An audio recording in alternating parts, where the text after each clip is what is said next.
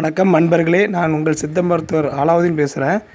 இப்போ வந்து தூள் உப்புக்கும் கல் உப்புக்கும் இயற்கையாக கிடைக்கிற கல் உப்புக்கும் என்ன வித்தியாசன்றதை நான் உங்களுக்கு விளக்கி சொல்ல போகிறேன். கொஞ்சம் ஒரு பவுலில் வந்து என்ன பண்ணுங்கள், கஞ்சி எடுத்துக்கோங்க. இன்னொரு பவுலில் வந்து கல் உப்பும் தூள் உப்பும் எடுத்துக்கோங்க. இந்த பவுலில் என்ன பண்ணுங்கள், லெமன்னு சொல்லக்கூடிய எலுமிச்சை சாறை விடுங்க. இன்னொரு பவுலில் எடுத்துக்கோங்க, அதுலேயும் எலுமிச்சை சாறை வந்து விட்டுக்கோங்க. ஒரு ஸ்பூன் அளவு இருக்கிற மாதிரி.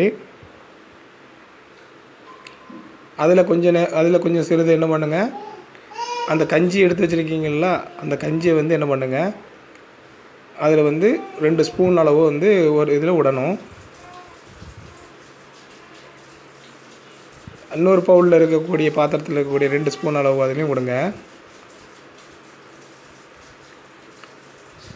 பிறகு என்ன பண்ணுங்க, அதில் தூள் உப்பை வந்து 1 ஸ்பூன் அளவு வந்து போடுங்க.